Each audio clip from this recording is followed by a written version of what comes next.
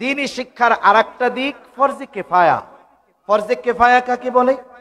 একটা কাজ যদি এক সমাজের কিছু মানুষ করে সকলের পক্ষ থেকে আদায় হয়ে যায়, যেমন জানাজার সালাত, জানাজার নামাজ। এক এলাকায় একজন মারা গেছে, মসজিদে কয়েকজন উপস্থিত, তারা ওই মাইয়েতের জানাজা দিয়ে দিল। দেখা গেল এলাকার শতকরা 95% মানুষ ওই জানাজায় নাই, কিন্তু 5 জন জানাজা আদায় করার মাধ্যমে বাকি 95 জনের দায়িত্ব তাদের উপর থেকে চলে যায়। মানে 5 জনের মাধ্যমে সকলের উপর থেকে জিম্মাদারিটা চলে যায়। এটা ফরজে কিফায়া। কিন্তু যেটা ফরজে আইন, এটা সকলের জন্য শিক্ষা করা ফরজ। কতটুকু? নিজে দ্বীনের উপরে চলতে, অধীনস্থদের চালাতে যতটুকু ইলমে দ্বীন শিক্ষা করা দরকার, অতটুকু সকলের জন্য শিক্ষা করা ব্যক্তিগতভাবে ফরজে আইন। কি বলেন? ফরজে আইন। আমাকে শিখতে হবে, আমার অধীনস্থদেরকে শেখানোর ব্যবস্থা করা, এটাও ফরজে আইন। ফরজে কেফায়া কোনটা?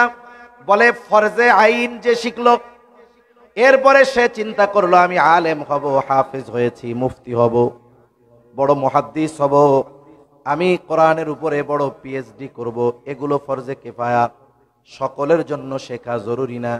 কিন্তু এলাকায় যদি কেউ না শিখে তাহলে সকলকেই গুনাহগার হওয়া লাগবে। কিয়ামতের দিন এই দায়িত্বের খেয়ানতের কারণে আল্লাহ তাআলার সামনে তাকে অপরাধীর কাঠগড়ায় দাঁড়াতে হবে। আবার আল্লাহ সুবহানাহু ওয়া তাআলা প্রত্যেককেই তাকে দেওয়া দায়িত্বের সম্পর্কে কিয়ামতের দিন জিজ্ঞাসা করবে। এজন্য প্রত্যেকের উচিত প্রত্যেকের দায়িত্বের ব্যাপারে সর্বোচ্চ সচেতন হওয়া। সামগ্রিক বিষয়ের সব দায়িত্বগুলো এক মজলিসে, এক মাহফিলে আলোচনা করা এটা সম্ভব নয়। আমি মূলত একটি বিষয়কে সামনে রেখে কিছু কথা আপনাদের খেদমতে বলবার নিয়তে পবিত্র কোরআনুল কারীমের 28তম পারার সূরাতুত তাহরিম থেকে একটা আয়াতের অংশ ও রাসূল আকরাম সাল্লাল্লাহু আলাইহি ওয়াসাল্লামের অগণিত হাদিস থেকে একটা হাদিসের অংশ পাঠ করেছি।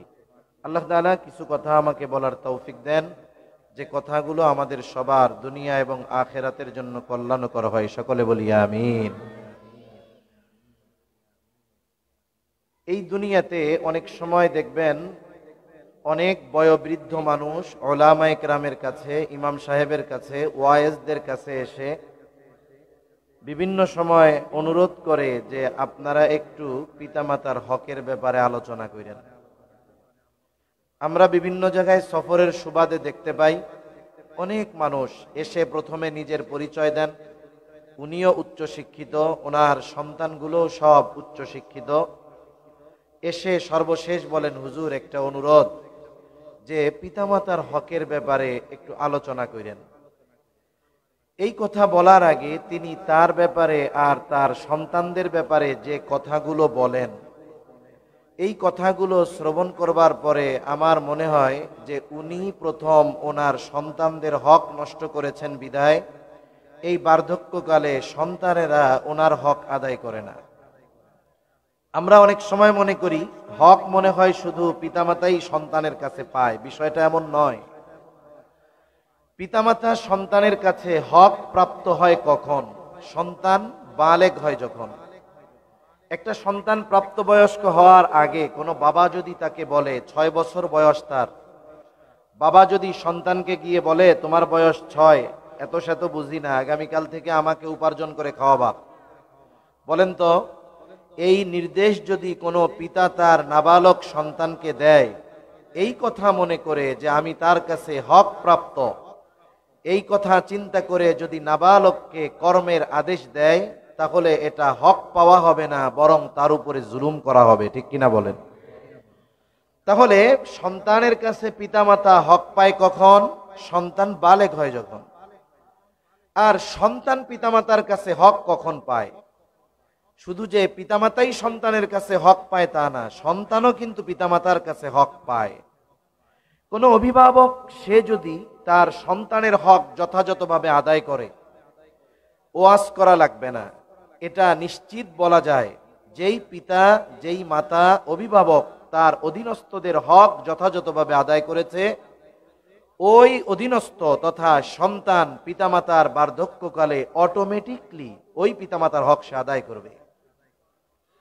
হযরত ওমর রাদিয়াল্লাহু তাআলা আন খলিফাতুল মুসলিমিন, ওনার কাছে একজন লোক তার সন্তানের ব্যাপারে অভিযোগ নিয়ে গেছে। অভিযোগ হলো যে সন্তান তার হক আদায় করে না। সন্তানের ব্যাপারে অভিযোগ দায়ের করতেছে যে খলিফাতুল মুসলিমিন, আমার সন্তান আমার হক আদায় করে না, আপনি একটু তাকে বইলা দেন। ওমর রাদিয়াল্লাহু তাআলা আন ছেলেটাকে তো ধরছেন কঠোর আকারে, কি ব্যাপার, তুমি তোমার পিতামাতার হক আদায় করো না কেন? তোমার বাবা এই অভিযোগ দিল আমার কাছে। এইবার ছেলেটা পাল্টা প্রশ্ন করতেছে খলিফাতুল মুসলিমিনকে যে খলিফাতুল মুসলিমিন, হক কি শুধু পিতামাতাই সন্তানের কাছে পাবে? সন্তান কি পিতামাতার কাছে কোনো হক পাবে না? হযরত ওমর রাদিয়াল্লাহু তাআলা আন এই যুবকের প্রশ্নের জবাবে কয়েকটা কথা বলেছেন। এক নাম্বার কি বলেছেন? যে অবশ্যই প্রত্যেকটা সন্তান তার পিতার কাছে হক প্রাপ্য। প্রথম হকের কথা কি বললেন? বললেন প্রতিটা সন্তানের এটা হক তার পিতার কাছে। কি বলেন নেককার একজন মা! আমাকে একটু বলেন তো, এই দুনিয়াতে মা আগে হয় না সন্তান আগে হয়? আগে সে বিবাহ হয়, এরপরে সে সন্তান হয়, মা হয়। তার মানে বোঝা গেল যারা বিবাহ করে নাই, তাকদীরে বিবাহ আছে কিনা, বিবাহ হলে সন্তান হবে কিনা আল্লাহ তাআলা জানে। কিন্তু এই অবিবাহিত যুবকটার উপরে অনাগত সন্তানের একটা হক নির্ধারিত হয়ে আছে। তার তাকদীরে যদি বিবাহ থাকে, সে যদি বিবাহের ক্ষেত্রে দিনদার কোনো মেয়েকে বিবাহ না করে, আল্লাহর কসম সে তার অনাগত সন্তানের প্রথম হক সে নিজের হাতে নষ্ট করে। এজন্য বিবাহটা দুনিয়ার জীবনের দ্বীনের উপরে চলার বড় একটা মাধ্যম। এজন্য রাসূল আকরাম সাল্লাল্লাহু আলাইহি ওয়াসাল্লাম হাদিসের কিতাবের ভিতরে বিবাহের ব্যাপারে আলাদা লম্বা আলোচনা আছে। রাসূল সাল্লাল্লাহু আলাইহি ওয়াসাল্লাম জানিয়ে দিয়েছেন চারটি জিনিস দেখে মানুষ বিবাহ করে। কয়টা জিনিস? চারটা জিনিস। এক নাম্বার দেখে তার সৌন্দর্য, দেখতে কেমন সুন্দর। দুই নাম্বার দেখে তার বংশ কেমন। তিন নাম্বার দেখে মাল ধন দৌলত কেমন। এরপরে দেখে দিন কেমন। নবীজি দিনদারিত্বের ব্যাপারে বলেন ফাযফার বিদাতিদ দ্বীন, তোমরা দিনকে প্রাধান্য দাও। বাকি তিনটা আছে, দিন নাই, কেটে পড়ো। কিন্তু দিন আছে, বাকি তিনটা তোমার নসিবে হয় নাই, সবর করো। আশা করা যায় এই মেয়েটার গর্ভে আল্লাহ তাআলা এমন সন্তান দিবে যেই সন্তান তোমার আত্মার প্রশান্তির কারণ হবে। ঠিক কিনা বলেন? কিন্তু আমাদের সমাজে ব্যতিক্রম। আমরা টাকা পয়সা, চেহারা আর বংশ যখন দেখি, দিন আছে কিনা এটাকে আমরা প্রাধান্য দেই না। সুতরাং কোন সন্তান যদি, কোন পিতা যদি বদ্দিন কোন মেয়েকে বিবাহ করে থাকে, তাহলে অলরেডি সে তার সন্তানের হক নষ্ট করে বসেই আছে। এরপরে সন্তান দুনিয়ায় যখন আসবে, আসার আগে সে মাতৃগর্ভে থাকে। আমরা একটা সময় ছিলাম সৃষ্টির পরে আলমে আর ওয়াহ, রুহের জগতে। রুহের জগৎ থেকে আল্লাহ তাআলা আমাদেরকে পাঠিয়েছেন আলমে বতন, মায়ের পেট, এটাও একটা জগৎ। এই জগৎ কেমন জগৎ? এই জগতে আল্লাহ তাআলা যখন আমাকে আপনাকে একটা মৃত মাংসের টুকরায় পরিণত করেন, একেবারে তুচ্ছ একটু পানি থেকে মাংসপিণ্ডে পরিণত হওয়ার পরে আল্লাহ তাআলা সর্বপ্রথম ফেরেশতাকে পাঠিয়ে দেন ওই মৃত মাংসের টুকরোর ভিতরে রূহ ফুঁকে দেওয়ার জন্য। ওই সময় আমার আপনার হায়াত মোটামুটি সব নির্ধারিত হয়ে যায়।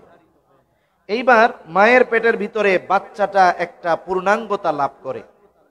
একটা সময় প্রথম তার হার্ট তৈরি হয়। হার্ট যখন তৈরি হয় সে জীবিত। মনে করেন একটা মানুষের হাত নাই, পা নাই, কিন্তু তার হার্ট চালু আছে, রক্ত সঞ্চালন হচ্ছে, ততক্ষণ পর্যন্ত আমরা তাকে জীবিত বলে সাব্যস্ত করি। এই হার্ট যখন অচল হয়ে যায়, সব ঠিক থাকলেও সে মৃত হয়ে যায়। এবার যখন তার হার্ট তৈরি হয়, পাঞ্চ শুরু হয়ে যায়, এই মুহূর্ত থেকে মায়ের পেটে যেই বাচ্চার কান হয় নাই, চোখ হয় নাই, হাত হয় নাই, পা হয় নাই, সে ওই মায়ের কথা, অনুভূতি সব কিছু ফিল করতে পারে, অনুভব করতে পারে। সুবহানাল্লাহ। আমেরিকার একজন ডাক্তার বলতেছে যে মায়ের গর্ভে বাচ্চা যখন শ্রবণ শক্তি পায়, তখন মা যদি কোনো কথা বলে সে শুনতে পায়, বাহিরের আওয়াজ সে শুনতে পায়। এই বিষয়গুলোর উপরে গবেষণা করে ওই ডাক্তার বলতেছে যে কেউ যদি চায় তার সন্তান ভালো গায়ক হোক, তাহলে সে নিজে গান গাবে, গান শুনবে। সে যদি ওই সন্তানের উপরে পড়বে। এখন বলেন, একজন যদি গান শুনলে, গান করলে সন্তান যদি ভালো গায়ক হয়, মাতৃগর্ভে যখন সন্তান আসবে, ওই মা যদি কোরআন পড়ে, মা যদি তাসবিহ পড়ে, মা যদি দুরূদ শরীফ পড়ে, তাহলে কোরআনের প্রতি মোহাব্বত তার হবে কি হবে না? কিন্তু বাস্তবতা ভিন্ন। এই গর্ভকালীন সময়টা আমাদের অধিকাংশ মা বোন ঘরে বসে টেলিভিশন দেখে, মোবাইল টিপে, ফেসবুক চালিয়ে, ওয়াইফাইতে কানেক্ট থেকে সময়টা অতিবাহিত করে। যার কারণে সন্তান দুনিয়ায় ভূমিষ্ঠ হওয়ার পরেই 2 মাসও লাগে না, মোবাইল দিলে কান্না থামে, নাইলে থামে না। পূর্ণ প্রভাব বাচ্চার ভিতরে পড়ে। এরপরে বাচ্চা ভূমিষ্ঠ হলো দুনিয়ায়। বাচ্চা ভূমিষ্ঠ হওয়ার পরেও বাচ্চার ব্যাপারে কিছু করণীয় বিষয় আছে। যেমন ছেলে হোক মেয়ে হোক, তার ডান কানে আজান, বাম কানে ইকামত দিতে হবে। ওখানে কোনো পুরুষ নাই। এই আজান এবং ইকামতের শব্দগুলো তার কানে নারীরাই পৌঁছে দিবে। এখানে একটা হিকমত আছে, রহস্য আছে। কারণ একটা বাচ্চা আলমে বতন তথা মায়ের পেটের মধ্যে যেই জগৎ, সেই জগৎ থেকে এসেছে নতুন এক দুনিয়ায়, নতুন এক জগতে। আলমে বতনে সে কতটা সুরক্ষিত ছিল, আল্লাহ তাআলাই কোরআনুল কারীমের মধ্যে বলেন, ফি করারিম মাকিন। 3 স্তর বিশিষ্ট সুরক্ষিত স্থানে আল্লাহ তাআলা তাকে রেখেছে। এবার সে যখন দুনিয়ার জগতে আসে, দুনিয়ার কোনো কথা তার কানে পৌঁছানোর পূর্বে তার ডান কানে এবং বাম কানে আজান ইকামত দিয়ে আল্লাহ তাআলার বড়ত্বের আওয়াজ তার কানে আগে পৌঁছিয়ে দিতে হবে। কিন্তু অনেক মানুষ জানে না। কি করে? বাচ্চা হয়েছে মনে করেন নোয়াখালীতে, বাচ্চার বাবা আছে সৌদি আরব, বাচ্চা হইছে, ফোন দিছে নোয়াখালী থেকে সৌদি আরবে যে তোমার তো গো হুলা হইছে গো, এতে তো খুশি হয়ে গেছে। কেন? এবার খুশি হয়ে মনে করেন তার বাড়ি কোথায়, বাসা মনে করেন পান্দোয়া। এখন বাংলাদেশের টাইম রাত 3টা, মুয়াজ্জিন সাহেবকে ফোন দিয়েছে। রাত 3টায় মুয়াজ্জিনকে দাওয়াত খাওয়ার জন্য ফোন দেয় না। ইমাম মুয়াজ্জিনকে রাত 3টায় ফোন দিলে ইমাম মুয়াজ্জিন বুঝে নিশ্চয়ই কই মরছে, নইলে আমারে ফোন দিত না। এইবার রাত 3টায় ফোন দিয়েছে, মুয়াজ্জিন ফোন ধরেই বলে মরছে কে ভাই, মরছে কে? বলে না কেউ মরে নাই রে ভাই, আমার একটা ছেলে হইছে, একটু আজান দিয়া দেন। তাহলে হইল কই, খবর দিল কই, আজান দেয় কোথায়? তাহলে আজান দিতে হবে কোথায়? বাচ্চার ডান কানে আজান, বাম কানে ইকামত। এখানে আরো একটা রহস্য আছে। আচ্ছা বলেন তো, আমাদের মসজিদগুলাতে আজান হয়, আজানের 15 মিনিট পরে নামাজের জন্য ইকামত দেওয়া হয়। ইকামতের কয় ঘন্টা পরে ইমাম তাকবীরে তাহরিমা বলেন? 1 সেকেন্ডও না, শেষ হওয়ার সাথে সাথে। এখানে আমাদের জীবনের জন্য একটা শিক্ষা আছে, মূলনীতি আছে।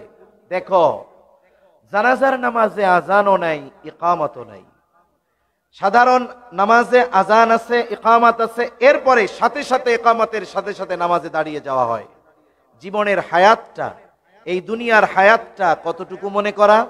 বলে ইকামত এবং তাকবীরে তাহরিমার মধ্যে যতটুকু সময়, এই দুনিয়ার হায়াতটাকে যদি ওই রকম মনে করে আমরা অতিবাহিত করতে পারি, তাহলে এই দুনিয়ায় চাল চলন আমাদের সুন্দর হবে, আখিরাতের জীবন সুন্দর হবে। এরপরে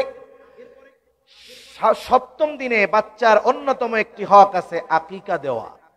ছেলে যদি হয় 2টো ছাগল দিয়ে, মেয়ে যদি হয় 1টা ছাগল দিয়ে 7 দিন, না পারলে 14তম দিন, না পারলে 21তম দিন। অনেক মানুষ আছে 2টার এবিলিটি নাই, ছেলে হয়েছে 1টা দিয়েই আপনি শেষ করে দেন, অসুবিধা নেই। কিন্তু অনেক মানুষ ইচ্ছাকৃত বিলম্ব করে। কি করবে?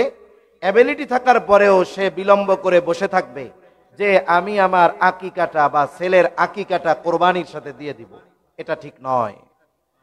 প্রথমত, আমল করার ক্ষেত্রে সুন্নাহকে প্রাধান্য দিতে হবে। কোরবানির সাথে আকিকা দেওয়া জায়েজ, তবে সুন্নাহ নয়।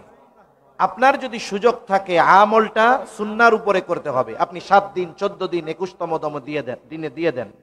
অনেক সময় আমরা দেখি অনেক মানুষ এমনও পাওয়া যায় ফোন দিয়ে জিজ্ঞাসা করে, হুজুর আকিকা কি কোরবানির সাথে দেওয়া যাবে?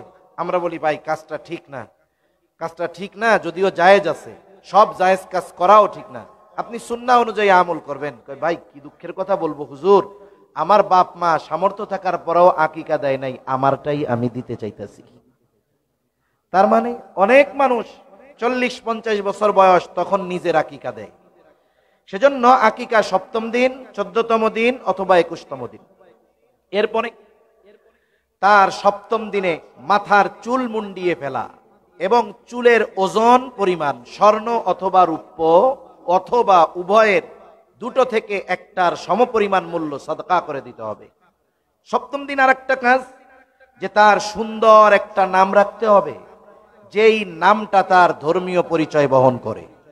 আমাদের দেশে মানুষের অনেক সুন্দর সুন্দর নাম, কিন্তু বাস্তবতা হলো সে তার সুন্দর নামটাকে লুকিয়ে রেখে এমন একটা ডাক নাম ব্যবহার করে, ওই নাম ধরে ডাকলে বোঝা যায় না এটা মুসলমান নাকি অমুসলিম, এটা নারী নাকি পুরুষ।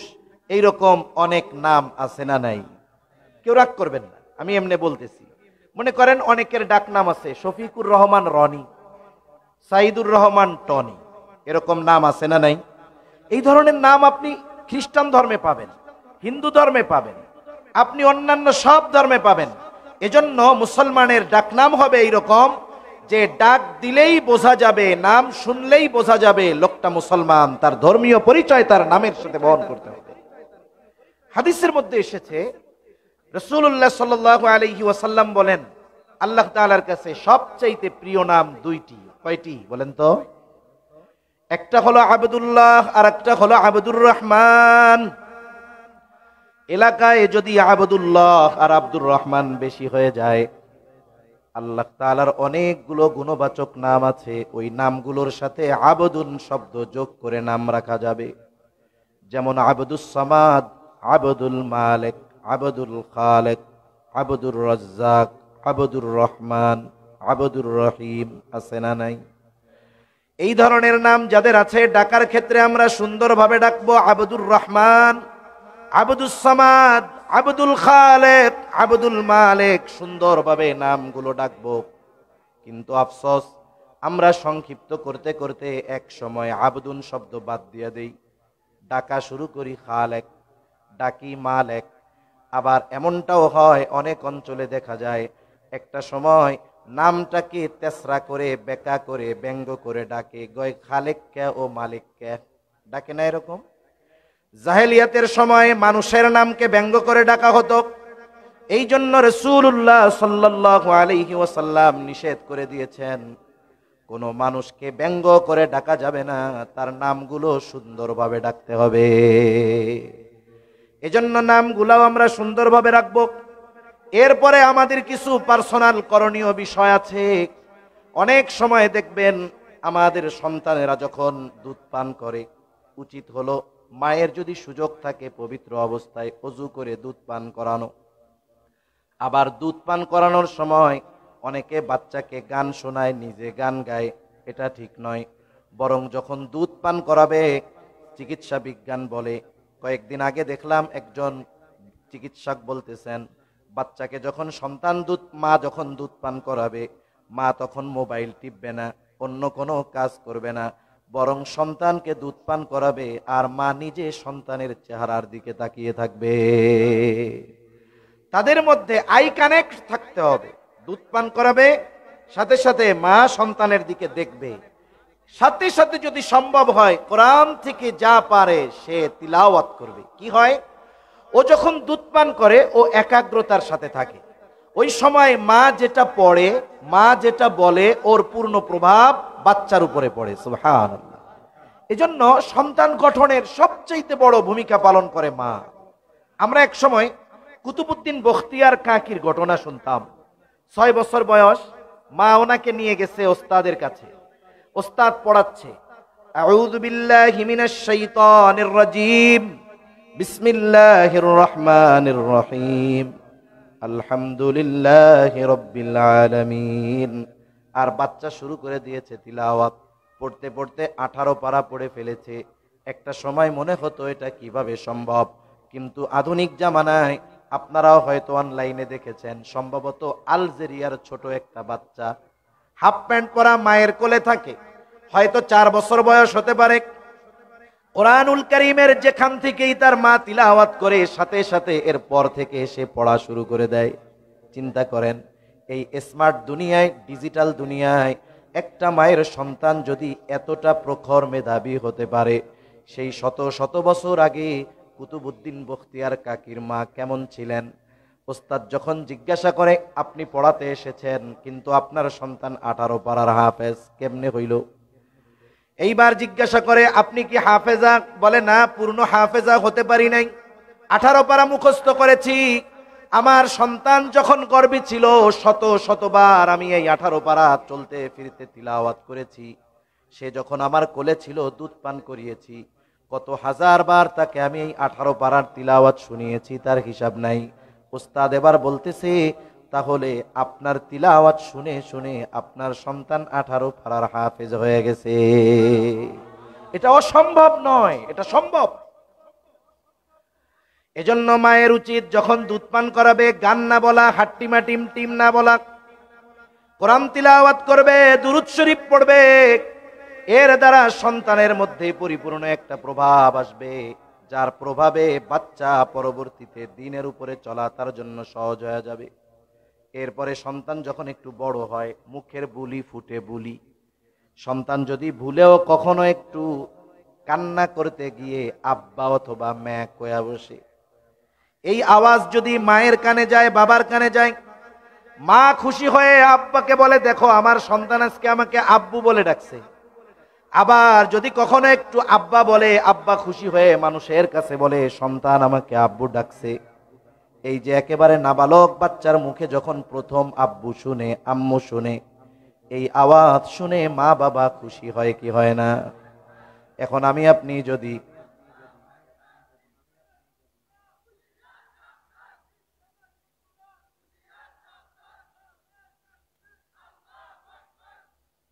আলহামদুলিল্লাহ, আমি বইলা দিতেছি, আরে আপনারা বললে শুধু এই জায়গা শুনবে, আমি বইলা দেই সবে মাইকে সারা এলাকা শুনবে। আলহামদুলিল্লাহ, আজকের মাহফিলের প্রধান আকর্ষণ, প্রধান মেহমান হযরতুল আল্লাহ মাওলানা নাসিরউদ্দিন হেলালি বারাকাল্লাহু ফি হায়াতি হযরত চলে আসছেন। আমরা সকলে বলি আলহামদুলিল্লাহ। সেজন্য আপনারা যারা আশেপাশে আছেন, যথাদ্রুত সমস্ত কাজকর্ম ছেড়ে অতি দ্রুত আপনারা চলে আসেন। তাহলে এদিকে খেয়াল করি, তাহলে সন্তানের মুখে যদি আব্বু ডাক শোনা হয়, আম্মু ডাক শোনা হয়, আব্বু আম্মু খুশি হয় নাকি বেজার হয়?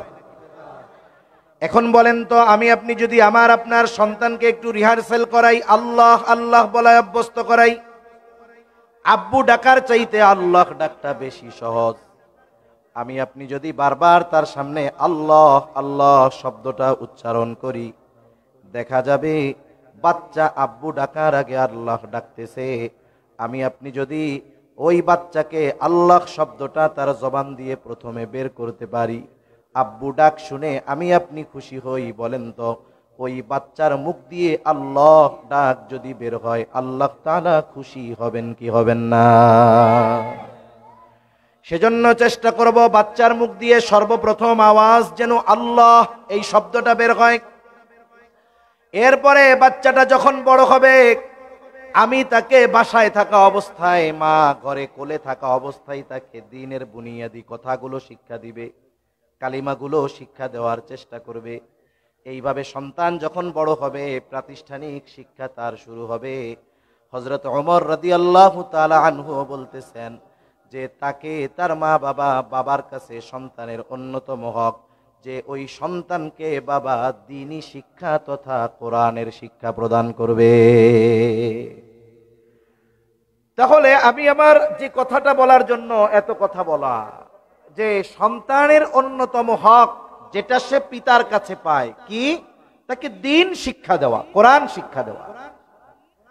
আমরা যত কিছুই চাই না কেন যে সন্তান ডাক্তার হোক, ইঞ্জিনিয়ার হোক, বড় ব্যবসায়ী হোক, বড় শিক্ষিত হোক, বড় ডিগ্রিধারী হোক, কিন্তু প্রথমে যদি আমি তাকে দ্বীন না শিখিয়ে, যতটুকু শেখা ফরজ এতটুকু যদি আমি তাকে না শিখিয়ে জাগতিক লাইনে ঢুকিয়ে দেই, আল্লাহর কসম এই সন্তান, আল্লাহ না করুন, যদি কোনোদিন বদ্দিন হয়ে যায়, জাহান্নামী হয়, কিয়ামতের দিন ওই বাবাকে সে ছেড়ে দিবে না। এজন্য আমাদের উচিত সন্তানদেরকে দ্বীন শেখানো, সাথে সাথে নিজেও যতটুকু পরিমাণ দ্বীন শেখা ফরজ ততটুকু শেখা। রাসূলুল্লাহ সাল্লাল্লাহু আলাইহি ওয়াসাল্লাম বলেন, তলাবুল ইলমি ফরিদাতুন আলা কুল্লি মুসলিম। নবীজি বলেন, দ্বীনি ইলম শিক্ষা করা প্রত্যেক মুসলমান নরনারীর উপরে ফরজ। দ্বীনি ইলম শিক্ষা করা প্রত্যেক মুসলমান নরনারীর উপরে ফরজ। এখন আসেন, কতটুকু শিখবো আমরা? মুফাসসিরিনে কেরাম বলেন, কেউ কেউ বলেন কমপক্ষে এতটুকু দ্বীন শিখতে হবে যতটুকুর দ্বারা নিজেকে পরিপূর্ণ দ্বীনের উপরে পরিচালিত করা যায়, এতটুকুই তো শিখতে হবেই। আবার কেউ কেউ বলেন না, আর একটু বেশি শিখতে হবে। কেন? কারণ আল্লাহ তাআলার নির্দেশ, ইয়া আইয়ুহাল্লাযীনা আমানু কু আনফুসাকুম ওয়া আহলিকুম নারা। আল্লাহ রাব্বুল আলামিন বলেন, হে ঈমানদারেরা, তুমি নিজে জাহান্নামের আগুন থেকে বাঁচো, অধীনস্থদেরকে জাহান্নামের আগুন থেকে বাঁচাও।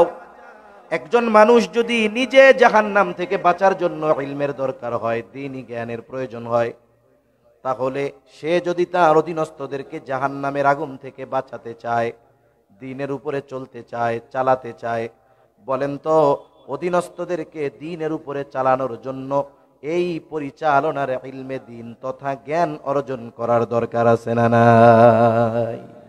তাহলে কতটুকু শিক্ষা করা ফরজ? বলে নিজে দ্বীনের উপরে চলতে, অধীনস্থদেরকে চালাতে যতটুকু দ্বীন শেখা ফরজ, এতটুকু শিক্ষা করা আমার আপনার সকলের জন্য ফরজ। এখন আসেন, ইলমে দ্বীন কেন শিখবো, শেখাবো? এটা জরুরি। এই দুনিয়াতে সাধারণত দুই ধারার শিক্ষা ব্যবস্থা আছে। কয় ধারার? একটা হলো সাধারণ শিক্ষা ব্যবস্থা, আর একটা হলো দ্বীনি শিক্ষা ব্যবস্থা। সাধারণ শিক্ষা ব্যবস্থা কোনটা?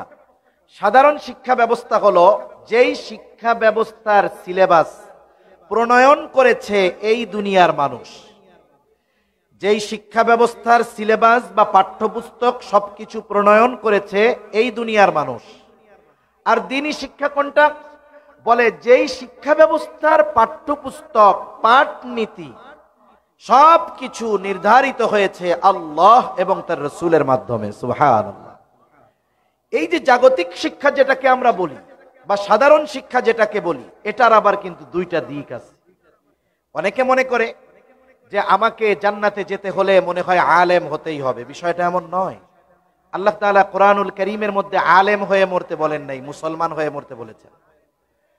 আল্লাহ তাআলা কোরআনুল কারীমের মধ্যে বলেন, ইয়া আইয়ুহাল্লাযীনা আমানুত্তাকুল্লাহা হাক্কা তুকাতিহি ওয়া লা তামুতুন্না ইল্লা ওয়া আনতুম মুসলিমুন। আল্লাহ রাব্বুল আলামিন বলেন, হে ঈমানদারেরা, তোমরা আল্লাহকে যথাযথভাবে ভয় করো আর মুসলমান না হয়ে তোমরা মৃত্যুবরণ করো না। আলেম হতে আল্লাহ তাআলা বলেন নাই, আমাদেরকে মুসলমান হতে বলেছেন।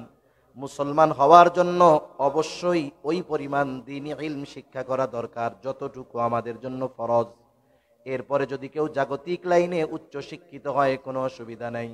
জাগতিক শিক্ষার দুইটা দিকের কথা বলতেছিলাম, একটা হলো কল্যাণকর দিক, আর একটা হলো অকল্যাণকর দিক। একজন মানুষ জাগতিক শিক্ষায় সর্বোচ্চ শিক্ষিত হওয়ার পরে সে যদি কোনো উচ্চ পদস্থ সরকারি কোনো কর্মকর্তা হয় অথবা জাগতিক লাইনে বড় কোনো দায়িত্ব পায়, মনে রাখবেন দ্বীনের খেদমত শুধু মাদ্রাসা মসজিদেই থাকলে হয় না। আমাদের সমাজে, আমাদের দেশে অনেক মানুষ আছে রাষ্ট্রীয় অনেক দায়িত্ব পালন করতেছে, কিন্তু আল্লাহর বান্দার মাধ্যমে দ্বীনের অনেক খেদমত হচ্ছে। একজন বিসিএস ক্যাডার সে যখন সরকারি চাকরিতে গেল, সে তার জীবনের শুরু থেকে নিয়ে দেখা যায় যেখানেই দ্বীনি কিছু দরকার সে সহযোগিতা করে। আমরা বিগত সময় অনেক সময় দেখেছি একজন ইয়নো টিয়নোর কাছে গেলে মাহফিলের কথা শুনলেন, কিন্তু দেখা যাচ্ছে উনি দ্বীনি কাজের জন্য সহযোগী। উনি ওনার অবস্থান থেকে এই বিষয়গুলো সুচারুরূপে পরিচালনা করার ব্যবস্থা করে দিচ্ছেন। মসজিদ মাদ্রাসা ইয়াতিমদের দিকে উনি খেয়াল রাখতেছেন। এই পদের দ্বারা উনি দ্বীনি খেদমত করতেছেন। আরেকজন এই পদ পেয়ে টেবিলের তল দিয়ে টাকা কামিয়ে বিদেশে বাড়ি করতেছে, আছে না নাই?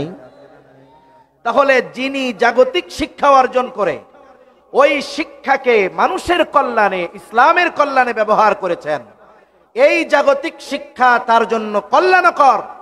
আর যারা জাগতিক শিক্ষায় শিক্ষিত হয়ে ওই শিক্ষাকে ব্যবহার করে ইসলামের বিরুদ্ধাচরণ করে, কোরআনের বিরুদ্ধাচরণ করে, উলামায়ে কেরামের বিরুদ্ধাচরণ করে, ওই শিক্ষা তার জন্য শুধু দুনিয়ায় ক্ষতিকর না, চিরকাল জাহান্নামে যাওয়ার কারণ তার জন্য হবে। ঠিক কিনা বলে?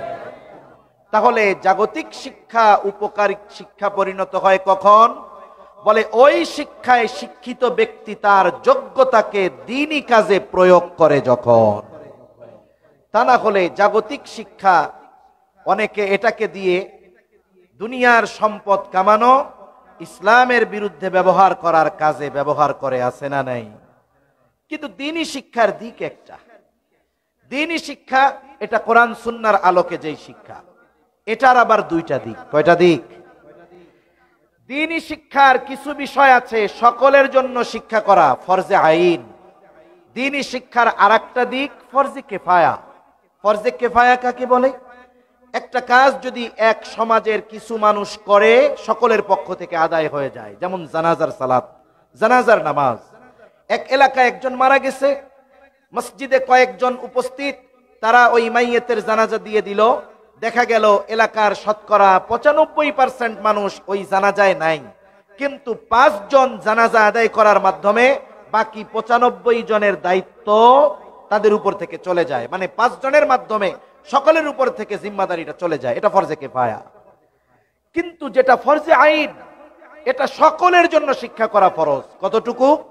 নিজে দ্বীনের উপরে চলতে, অধীনস্থদের চালাতে যতটুকু ইলমে দ্বীন শিক্ষা করা দরকার, অতটুকু সকলের জন্য শিক্ষা করা ব্যক্তিগতভাবে ফরজে আইন। কি বলেন? ফরজে আইন। আমাকে শিখতে হবে, আমার অধীনস্থদেরকে শেখানোর ব্যবস্থা করা, এটাও ফরজে আইন। ফরজে কিফায়া কোনটা? বলে ফরজে আইন যে শিখলো, এরপরে সে চিন্তা করলো আমি আলেম হব, হাফেজ হয়েছি, মুফতি হব, বড় মুহাদ্দিস হব, আমি কোরআনের উপরে বড় পিএইচডি করব, এগুলো ফরজে কিফায়া, সকলের জন্য শেখা জরুরি না। কিন্তু এলাকায় যদি কেউ না শিখে তাহলে সকলকেই গুনাহগার হওয়া লাগবে। সেজন্য আমি ফরজে কিফায়ার দিকে যাব না, ফরজে আইনের দিকে যাই। এই যে আপনাদের এইখানে একটা দ্বীনি প্রতিষ্ঠান, এই প্রতিষ্ঠানের উদ্বোধন উপলক্ষে মাহফিল, আসলে বাস্তবতা হলো কোরআনুল কারীমের একটা সিস্টেম আছে। আল্লাহ তাআলা যেই বিষয়ের জন্য বান্দাকে নির্দেশ দেন, কোরআনুল কারীমের মধ্যেই আল্লাহ তাআলা ওই বিষয়টা বাস্তবে পরিণত করার পদ্ধতিও আল্লাহ তাআলা বলে দেয়। কোরআনে যত নির্দেশনা আছে, এমনটা নাই যে আল্লাহ তাআলা নির্দেশ দিয়ে আবার ওই নির্দেশ পালনের ব্যবস্থা বা কি পদ্ধতি এটা বলে দেন নাই। এটা কখনোই হয় না। এজন্য উলামায়ে কেরাম আমাদের সন্তানদেরকে দ্বীন শেখানোর ব্যাপারে উদ্বুদ্ধ করবেন, এটা তো দায়িত্ব। সাথে সাথে দ্বীন শেখানোর, উদ্বুদ্ধ করার সাথে সাথে দ্বীন শেখানোর ব্যবস্থাপনা করা, এটাও উলামায়ে কেরামের জিম্মাদারির ভিতরে পড়ে। এই জিম্মাদারিকে কাঁধে নিয়ে আপনাদের এলাকার সম্মানিত ইমাম খতিব সাহেব, দেশ বিখ্যাত একজন ইসলামী আলোচক, খুবই সুললিত কণ্ঠে এবং জ্ঞানগর্ভ আলোচনা গোটা দেশের আনাচে কানাচে হযরত করে থাকেন। ওনার তত্ত্বাবধানে সুন্দর মনোরম একটি পরিবেশ, মাদ্রাসার ভিতরে গিয়ে দেখেছেন হয়তো আপনারা, এটা সুন্দর একটা পরিবেশ। কারণ অভিভাবকেরা এখন সন্তান দেওয়ার ক্ষেত্রে পরিবেশও তালাশ করে। আমি আমার একটা ঘটনা শোনাই। একজন কাজের মহিলা, সে কি বলতেছে, কাজের মহিলা কাজ করে, সে তার সন্তানকে আশেপাশের ভালো একটা স্কুলে পড়ায় এবং তার বড় মানের টাকা খরচ হয়, এবং সে গর্বের সাথে বলে যে আমি কাজ করি তাতে কি, আমি আমার ছেলেটাকে ওই স্কুলে এত টাকা খরচ করে পড়াই, খাই আর না খাই। তাহলে আমি ছোট করতেছি না তার পেশাকে, কিন্তু তার উপার্জন কতটুকু? এই স্বল্প উপার্জন হওয়ার পরেও সে চিন্তা করে আমি আমার ছেলেকে ভালো একটা পরিবেশে, ভালো একটা জায়গায় লেখাপড়া করাবো। এটা সবাই চায়। উপার্জন বাবার কষ্ট হোক, কারণ একটা বাবা উপার্জন করে নিজের জন্য নয়, তার অধীনস্থদের জন্য। সুন্দর পরিবেশে এই যে দ্বীনি প্রতিষ্ঠান, সুন্দর সিলেবাস ওনারা যা প্রণয়ন করেছেন, তাতে কি হবে? আমি আপনি আমার আপনার সন্তানকে বাসায় বসে আমার উপরে তার যেই হক ছিল দিন শেখানোর, বাস্তবে এটা আমার আপনার দ্বারা সম্ভব নয়, কিন্তু এই দায়িত্ব ওনারা কাঁধে নিয়েছেন। আমরা যদি আমাদের সন্তানের প্রাথমিক শিক্ষাগুলো এখানে শেখাই, কোরআন গুরুস কোরআন শিখবে, ক্লাস 3, 4, 5 পর্যন্ত এই নুরানি বা মাদ্রাসার যেই কারিকুলাম এখানে পড়বে, এরপরে আপনার সন্তানকে আপনি স্কুলে দেন, এরপরে সে ভার্সিটিতে পড়ুক। আরবিতে একটা প্রবাদ আছে, কুল্লু শাইইন ইয়ারজিউ ইলা আসলিহি, প্রত্যেকটা জিনিস তার মূলের দিকে ফিরে আসে। যে কোনো জিনিস তৈরি হয়ে যাওয়ার পরে আপনি যদি ওটাকে ডিস্ট্রয় করে দেন, ধ্বংস করে দেন, এক সময় ওর ভেতর থেকে তার মৌলিক জিনিসটা বের হয়ে আসে, ঠিক কিনা বলেন? তাহলে আপনি যদি তাকে দেন, তাহলে কি হবে? সে ডাক্তার, ইঞ্জিনিয়ার, বড় উচ্চ শিক্ষিত হবে। দুইটা জিনিস কমপক্ষে তার থেকে পাবেন। এক নাম্বার, সে আলেম হবে না, মুসলমান হবে, কিন্তু উচ্চ শিক্ষায় শিক্ষিত হয়ে সে নাস্তিক হবে না, ঠিক কিনা বলেন? মেয়েটা তসলিমা নাসরিনের চরিত্রের অধিকারী হবে না, আপনার সন্তানটা মুনতাসির মামুন, শাহরিয়ার কবিরের চরিত্রের অধিকারী হবে না, কারণ তার বুনিয়াদ হলো দ্বীনের উপরে। আর যেই বিল্ডিং এর বুনিয়াদ, ভিত্তি যত মজবুত, তার উপরটা তত মজবুত। ওর শিক্ষা ব্যবস্থার শুরু যদি দ্বীনি শিক্ষা হয়, ওর ভিত্তি যদি মজবুত হয়ে যায়, আল্লাহর কসম, নাস্তিক মুরতাদদের ঈমান বিধ্বংসী ঝড় ওকে হয়তো টলিয়ে দিতে পারে, কিন্তু ভেঙে ফেলতে পারবে না। এজন্য সন্তানদের দ্বীন শেখানোর দরকার আছে না নাই? দ্বিতীয় কি হবে? ওই যে বুড়াকালে হুজুরের কাছে আইসা বলা লাগবে না, হুজুর একটু ওয়াজ করেন না, যেন সন্তানেরা আমাদের হকগুলো আদায় করে, একটু ওয়াজ করেন, এটা করা লাগবে না। আপনি আমি যদি তাদের শৈশবকালে তাদের হকগুলো যথাযথভাবে আদায় করি, ওই সময় আমার ইনভেস্ট হয়ে গেল, বার্ধক্যকালে ওদের থেকে আমার প্রফিট, তথা বার্ধক্যকালে ওদের থেকে আমি যেই হক প্রাপ্য, ওরা নিঃসন্দেহে আমাদের হকগুলো আদায় করবে, ঠিক কিনা বলেন? এজন্য আপনাদের কাছে আমার শেষ কথা যেটা, সন্তানদেরকে যেখানেই দেন না কেন, বুনিয়াদী শিক্ষা, ভিত্তিমূলক শিক্ষা, দ্বীনি শিক্ষায় শিক্ষিত করা দরকার। শুধু দরকার না, এটা আমার আপনার সন্তান